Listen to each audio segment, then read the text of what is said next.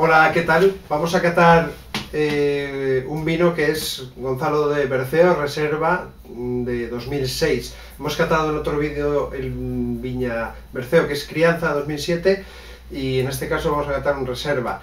Según la ficha de la bodega, nos encontramos aquí con un vino que es de Tempranillo, Graciano, Mazuelo y un toque sutil de Garnacha. Han sido seleccionadas las uvas, proceden de 14 fincas diferentes y es un viñedo que ha hecho maceración prefermentativa. Eso significa que se ha dejado, al coger la uva, se ha dejado un tiempo macerando durante una serie de horas para intentar ganar un poquito de aromas y de estructura. Esto suele hacerlo en muchas bodegas, incluso baja la temperatura de la uva para que concentre mucho mejor los azúcares y luego que fermente con otras condiciones. Vemos que también tiene crianza en roble francés y dice que ha estado redondeando botella en torno a 2 años. Entonces, al ser reserva, que es un total de unos 3 años, tanto en botella como en barrica, pues entendemos que tiene, no pone nada en la contraetiqueta, tiene en torno a los 12 meses también de crianza en barricas. Vamos a abrir el vino, como siempre, es a corchos de 2 tiempos. En este caso, cortamos siempre el gollete por la parte de abajo del cuello, ¿de acuerdo? Y quitamos la parte de arriba, en este caso en 2 tiempos, y introducimos el sacacorchos para abrir la botella de vino. Siempre girando el sacacorchos, nunca la botella, lo metemos casi hasta el final y sacamos el corcho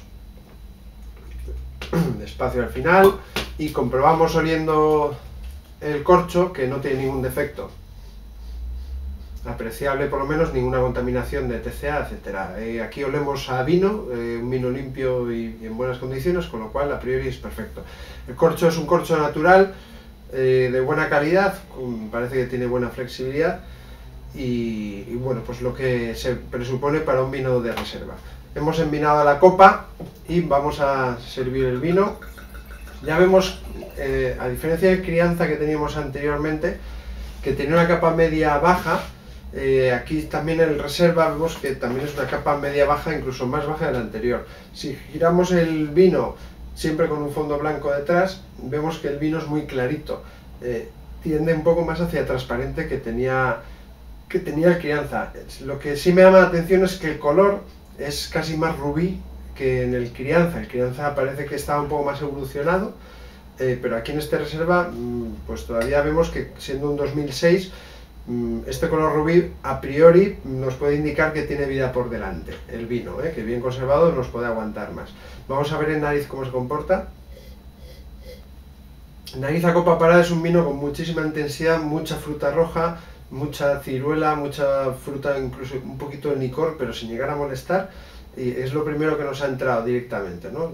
Fruta sobre la madera. Eso también choca respecto, insisto, a la crianza que teníamos antes, que había más presencia de la madera, con un corte muy clásico. Este reserva no tiene un corte tan clásico como podíamos esperar, sino que quizás tiene un corte, un perfil un poquito más moderno, en cuanto que la fruta predomina sobre la barrica. Vamos a seguir moviendo la copa para ver otros aromas. Aquí seguimos notando, ya empieza a entrar la barrica un poco en juego, pero no con aromas de pan tostado, sino más aromas de regaliz, incluso diría yo, y siempre manteniendo una fruta por encima, que la verdad es que lo hace bastante atractivo. Es un vino muy buena intensidad, bastante cálido al oler, con un perfil de Rioja, sí que es cierto, pero no tan clásico como se podía prever. Vamos a ver en boca qué tal.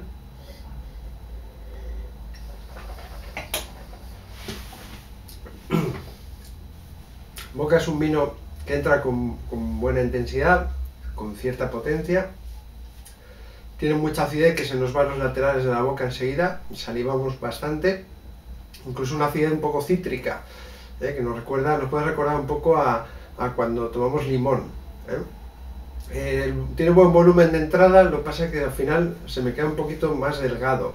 Es decir, entra muy fuerte, nos llena enseguida la boca, el tanino se muestra pero sin ser agresivo en la boca, y luego al final se nos queda un poquito delgado y el posgusto penaliza un poco.